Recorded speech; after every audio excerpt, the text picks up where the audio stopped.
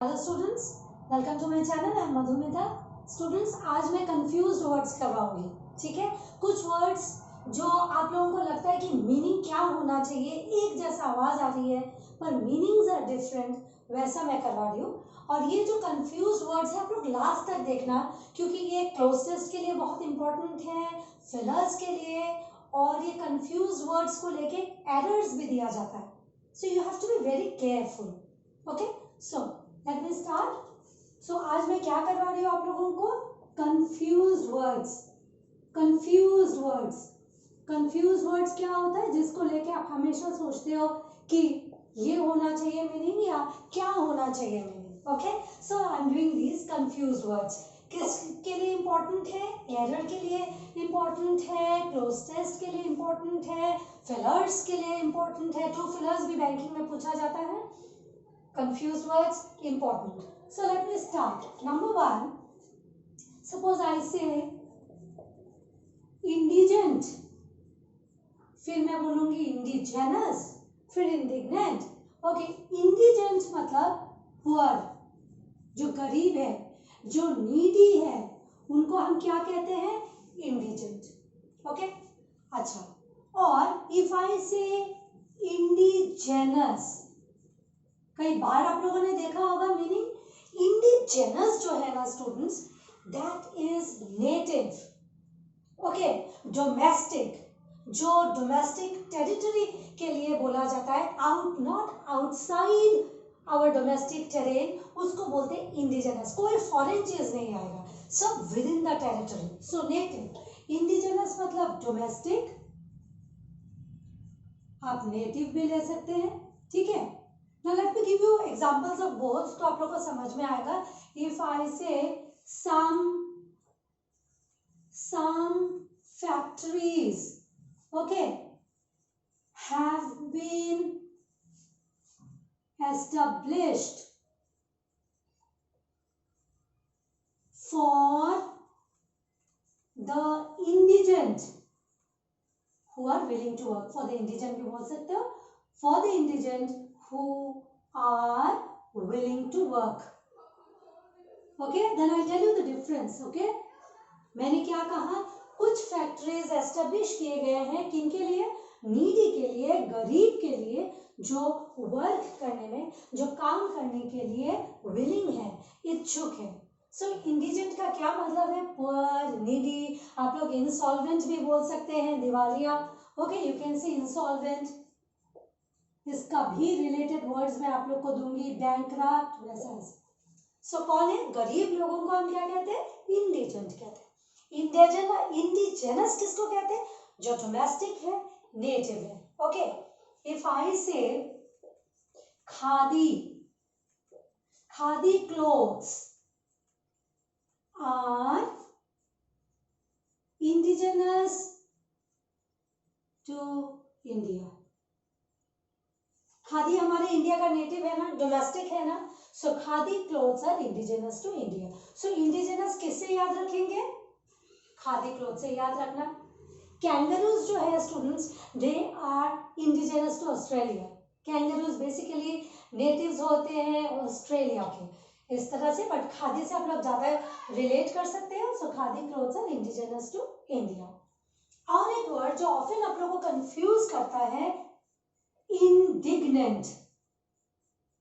Indignant students, indignant का मतलब है ऑफेंसिव, खराब, abusive, okay, insulting, you know, अपमान, जो यू नो अपमान फील करता है आप लोगों को, हम बोलेंगे वो इंडिग्नेंट है।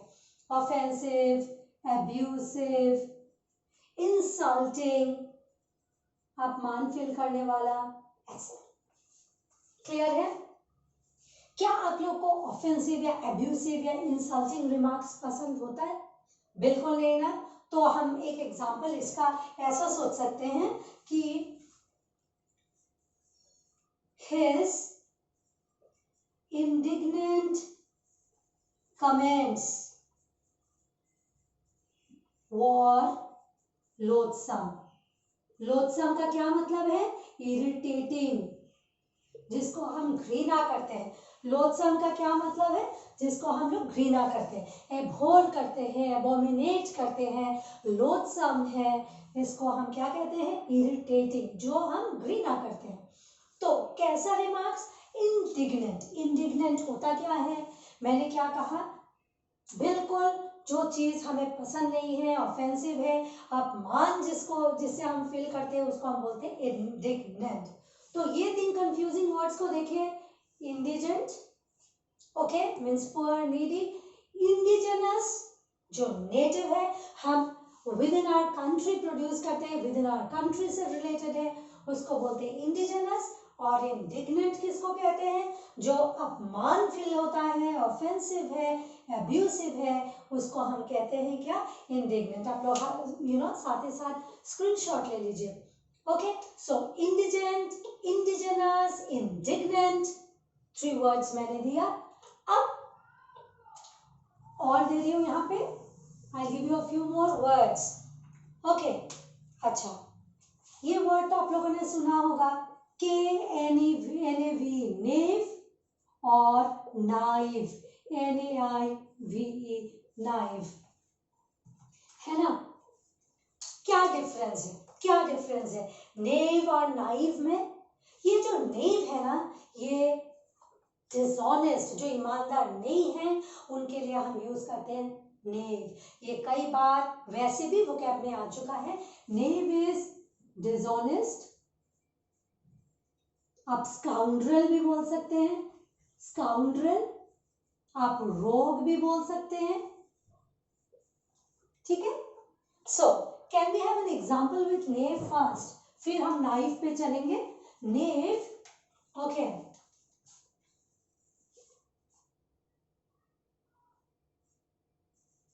everyone knows that he is knave, so no one trusts him or likes him, no one trusts him। सारे लोग जानते हैं कि वो डिसऑनेस्ट है, इसलिए कोई उसको ट्रस्ट नहीं करता, कोई भी हो। अब मैंने कहा naive, important words children. Naive, naive कौन होते हैं? जो बहुत सिंपल होते हैं चिल्ड्रन, इनोसेंट होते हैं, गलिबल होते हैं। Okay, who are the people who are naive? They are simple, they are simple people. Inexperienced है ऐसे लोग, इनएक्सपीरियंस्ड, इनको हम इनोसेंट भी कहते हैं। ओके, जो बहुत सिंपल है, एक्सपीरियंस कम है, इस वजह से भी सिंपल है। Okay, so naive, simple, inexperienced, innocent. Okay, if I say the naive, जो innocent है ना, उनको लोग हमेशा easily mislead करते हैं, misguide करते हैं। The naive are easily misled, उसको सही रास्ता नहीं दिखाया जाता है। Okay, so what are the two again confused words we got here? क्या क्या मिला हमें? नेव, के है पर के साइलेंट है, इसलिए के NAV, नेव, और नाइव, नाइव मतलब सिंपल, इनएक्सपीरियंस्ड। किसे याद रखेंगे नाइव को? कि जो इनएक्सपीरियंस लोग हैं, जिनको बहुत जल्दी धोखा खा जाते हैं, ऐसे लोग को बोलना नाइव। क्लियर है? So take a screenshot of this as well. अब मैं इस साइड को इरेज करके I will give you a few more words. Okay, so let me give you a few more words. Venerable, vulnerable, क्या है meaning? What is the meaning? Okay, now another will be vulnerable, vulnerable, okay, vulnerable और venerable. Students, कई बार आप लोग देखेंगे cloze test में ना, इस टाइप के वर्ड्स दे देते हैं, लगता है जैसे कि एक जैसा ही तो है, but that's the reason they confuse you. Okay, so vulnerable मतलब क्या होता है? Who are the people who are vulnerable? जो वीक होते हैं, जो कमजोर होते हैं, जो इजीली अफेक्टेड हो जाते हैं, वीक, इजीली अफेक्टेड, ओके, हम बोलते हैं ना जिनका इम्यून सिस्टम कमजोर है वो अच्छा बैलेंस्ड मील ले so that they are safe from corona virus. Vulnerable जो वीक है ना, they are, you know, weak people are vulnerable to corona virus, to catching that virus. Okay okay, so एक example लिख लेते हैं। He is vulnerable to diseases. क्यों vulnerable to diseases? क्योंकि वो वीक है। डिजीजेस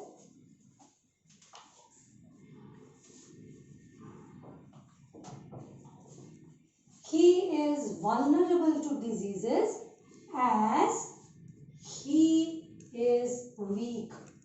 वो कमजोर है इसलिए वो इजीली अफेक्ट हो जाएगा डिजीजेस से। नाउ वेनरेबल, वेनरेबल, वेनरेशन, इसका मतलब है respect. Venerable means one who is respected, जिसको हम श्रद्धा करते हैं, जिसको हम आदर करते हैं, उसको बोलते हैं वेनरेबल। क्या बोलते हैं? Venerable. One who is respected, respect का और एक वर्ड क्या है? One who is reward. ठीक है, फाइन स्टूडेंट्स। पोप, आप लोग जानते हो pope is a venerable leader. The pope is a venerable figure or a venerable leader। सारे लोग पोप को जानते हैं, सो वो रिस्पेक्टेड फिगर है, वो रिस्पेक्टेड लीडर है। So the pope is a venerable leader, he is a respected figure. तो क्या डिफरेंस हमने देखा? वल्नरेबल मतलब जो कमजोर है इसलिए इजीली अफेक्टेड हो जाते हैं। वेनरेबल वेनरेशन से आया है।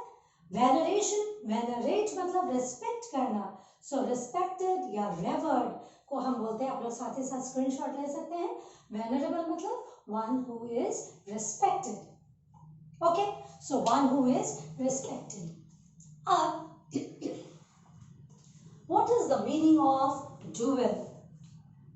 DUAL, ड्यूअल मतलब आप लोग को पता है डबल, दो से आया है ड्यूअल। कभी कभार इसका ये भी होता है कि ना dual, dual minded, you know, उसको नेगेटिव में लिया जाता है कि दो माइंड वाला। और ड्यूअल मतलब डबल, बोलते हैं ना गवर्नमेंट का double policy, dual policy, right? So ये इससे याद रखना, dual policy, okay, of our government से। क्लियर है? Now what is the meaning of DUEL, duel? ये जो ड्यूअल है, दिस इज ड्यूअल, ये को ए बोलते हैं ड्यूअल। इसका मतलब है फाइट, क्वारल, झगड़ा, लड़ाई झगड़ा, इसको हम कहते हैं ड्यूअल। तो क्या कहते हैं? ड्यूअल क्या है? डबल। ये गवर्नमेंट का ड्यूअल पॉलिसी से याद रख सकते हैं, ड्यूअल, फाइट, क्वारल, इस तरह से। Okay, late me give you an example with DUEL, duel. ये फाइट है, ओके, इफ आई से, इसका एग्जांपल दे रही हूं, क्या दिया जाए? Okay, right it this way, twice he had wounded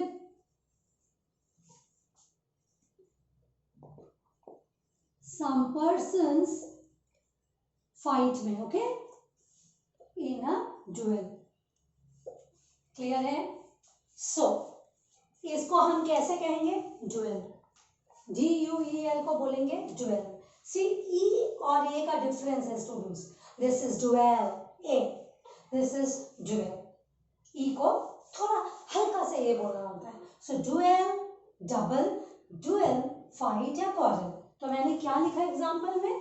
twice he had wounded some persons in a duel. दो बार उसने कुछ लोगों को वुंड, जख्मी किया है, किसमें? फाइट में। क्लियर है? और एक ड्यूअल आप लोगों ने सुना है क्या? यस, आप लोगों ने सुना होगा। There is another dual, DWEL, DWELL, ये dwell मतलब to live या to reside. ओके, और अगर कोई चीज को लेके सोचते रहते हो लॉन्ग टाइम के लिए, we say you dwell on a thing. ठीक है, ये मैं प्रीपोजिशन में बताऊंगी. So this dwell means to live और to reside. Okay, to dwell, to live, और dwell on something means talk about something for a long time. Dwell on something का क्या मतलब है? Dwell on something, to talk about something for a long time. ये भी important है students. इस type के फॉलोड बाय अ प्रीपोजिशन कई बार आप लोगों ने क्लोज टेस्ट में देखा होगा, एरर्स में भी देखा है. To talk about something for a long time. और ऐसा बोला जाता है ना कि पास्ट में ज्यादा नहीं रहना है, ज्यादा पास्ट में नहीं रहना, मतलब पास्ट का ही मत सोचते रहना. Don't dwell on the past. इससे याद रखना, बोलते हैं ना अभी का सोचो, अभी का सोचो. Think about the moment and act. Okay, so if I से एग्जांपल, डोंट ड्वेल, ये बहुत इंपॉर्टेंट है students, on the past. Okay, I hope इस साइड का आप लोगों ने स्क्रीनशॉट ले लिया होगा. वल्नरेबल, वेनरेबल एंड क्या क्या दिया? ड्यूअल, डबल, ड्यूअल, ये फाइट है क्वारल. और इधर मैंने क्या दिया? Dwell, to live, WELL. Okay, और ड्वेल के साथ अगर ऑन जुड़ जाए तो इसका मतलब क्या है? To talk about something for a long time. काफी देर तक कुछ चीजों को अगर डिस्कस करते रहते हैं तो हम बोलते हैं ड्वेल ऑन. ये इससे याद रखना कि don't dwell on the past. भूतकाल का ज्यादा नहीं सोचना, उस पर रहना नहीं है ज्यादा देर. Okay, think positive, think about the moment and act. Okay students, अब I will come to the next. Okay, this is done. अब मैं आप लोग को I give you a few more. आप लोगों ने सुना होगा weary, weary, weary and weary. Okay, weary means tired, weary means exhausted. जब आप tired feel करते हो ना, you can say you are weary. Okay, और ये जो weary है, WARY, मैं बताऊंगी कैसे याद रखना है. cautious, सतर्क, cautious, careful से याद रखना. Okay children, very important. weary मतलब tired, ओके, exhausted बिल्कुल. after the day's work he was weary. weary मतलब cautious या careful. ये dog से याद रखना. dogs are worry about their very about their strangers. जैसे stranger है ना वो सतर्क हो जाते हैं, तो ये dog से याद रखना weary.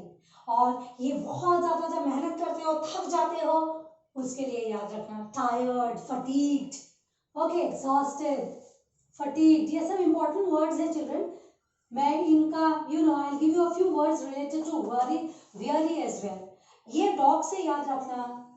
dogs are, ये थोड़ा मुश्किल लग सकता है इसलिए दे रही हूँ, are worry about their strangers. Fine. So क्या दिया यहाँ पे? weary and weary. weary, ये weary थकान से याद रखना. अरे 10 घंटा पढ़ लिया, थक चुके हैं, ये weary dog से याद रखना. ओके, cautious, बहुत सतर्क रहते हैं. Now in my last video I had told the difference between meddlesome और meddlesome, और मैंने कहा था ना confused words में मैं दूंगी, है ना. meddlesome और meddlesome, मैंने क्या कहा था? मेटल से याद रखना कि meddlesome कौन होता है? जो courageous है, मेटल के तरह एकदम स्ट्रॉन्ग है. metal shows your strength, your courage. So meddlesome कैसे लोग होते हैं? courageous, our Indian soldiers. So meddlesome को क्या बोलेंगे? courageous. Okay, courageous, brave. जो brave है उनको हम बोलते हैं meddlesome, और meddle करना मतलब interfering. So meddlesome means one who interferes. Interfering. Interfering, जो हमेशा इंटरफियर करते रहता है. ओके, इंटरप्ट करेगा, इंटरफियर करेगा. सो ये दोनों भी देखना है. You know, you get it in errors, you get it in closed tests. You can take a screenshot of this side. Very, very meddlesome, meddlesome, जो मैं लास्ट वीडियो में भी आप लोग को दे चुकी हूँ, जहाँ करेज रिलेटेड मैंने दिया था, करेजेस रिलेटेड मैंने दिया था. I'll give you some more. Okay, so now I'll give you a few more, और ज़्यादा नहीं यार. Okay,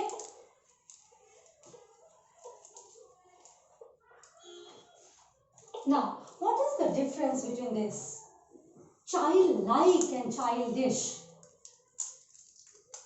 Childish और childlike, ये आप लोगों ने सुना होगा, एरर्स में भी देखा होगा. स्टूडेंट्स, एरर में कैसे आएगा मैं अभी बता रही हूँ. वेरी वेरी इंपॉर्टेंट, ध्यान रखना. चिल्ड्रन, चाइल्डिश ना एक नेगेटिव बताता है, पॉजिटिव वर्ड नहीं है. इनसेंसिबल को बोला जाता है चाइल्डिश. बच्चा वाला हरकत बच्चों में अच्छा लगता है, जो इनोसेंस दिखाए वो अच्छा लगता है. That is simplicity. सिंप्लिसिटी अच्छा लगता है, दैट इज चाइल्ड लाइक. ये पॉजिटिव वर्ड है, याद रखना. This is positive. इसमें सिंप्लिसिटी, मासूमियत दिखता है, इसमें इनोसेंस दिखता है. ठीक है स्टूडेंट्स. सो चाइल्डिश और चाइल्ड लाइक. इफ आई से he has grown up but continues with his childish tantrums. नखरे, गुस्सा दिखाते रहता है, इनसेंसिबल वाला. So what is childish? याद रखना students, very important. Childish, insensible इसलिए नेगेटिव. सॉरी, चाइल्ड लाइक जो है वो पॉजिटिव है. Okay, simplicity, innocence. Okay, if I say the child like simplicity of one of my students is adored by us. You know, जहाँ simplicity होता है वहाँ हम सबको पसंद आता है, और इनसेंसिबल जो होते हैं, जो नेगेटिव होता है, वो किसी को पसंद नहीं है. Okay, so please remember, childish, child like, childish, child like.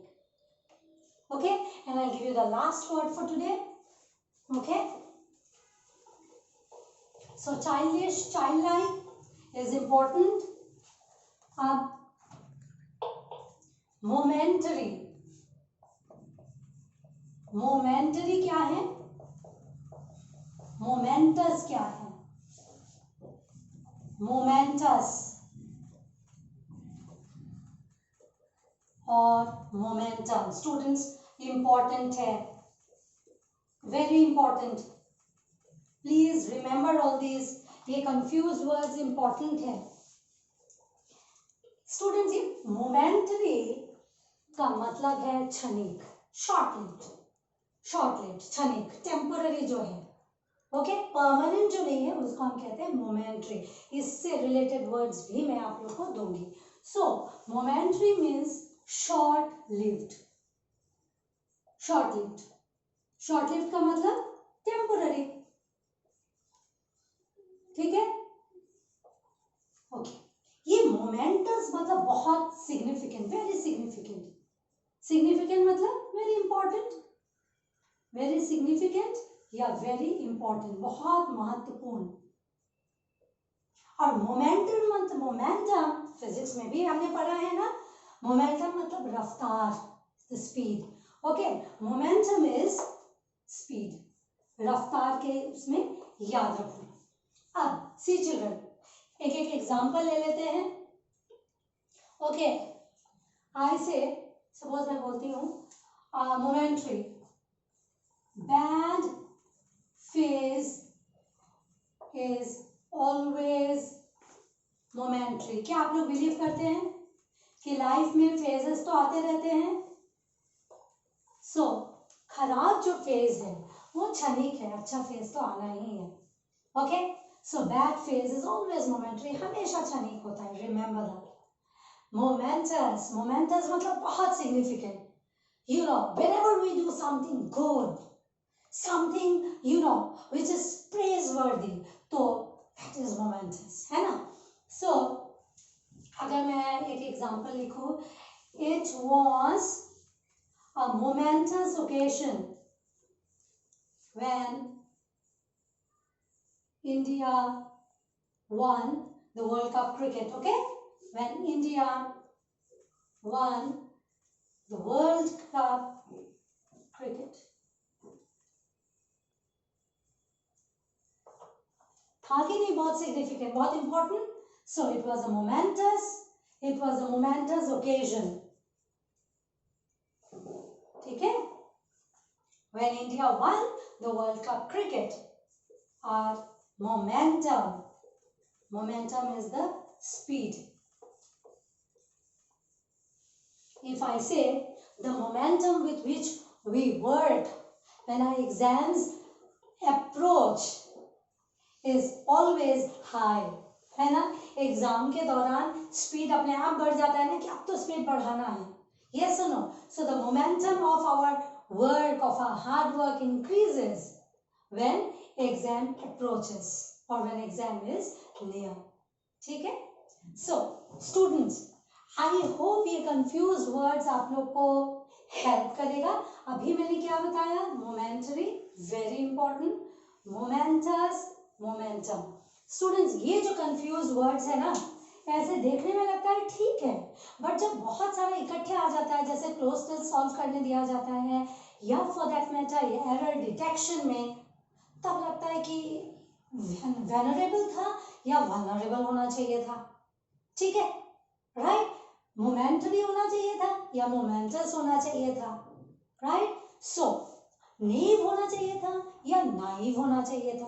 तो जितना भी मैंने कंफ्यूज वर्ड्स दिया उसको ध्यान में रखना, इसलिए मैंने साथ ही साथ एग्जांपल्स भी लिख दिया so that you know what exactly the meaning is. तो मीनिंग पूरा समझ में आ जाएगा स्टूडेंट्स.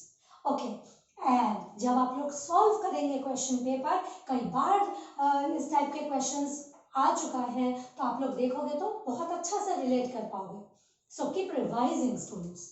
ओके, नाउ स्टूडेंट्स, अगर लगता है कि you know this videos are helpful, तो आप लोग जरूर से शेयर करना फ्रेंड्स के साथ और सब्सक्राइब करना. एंड वेरी इंपॉर्टेंट, कमेंट्स जरूर डालना. Okay, so thank you.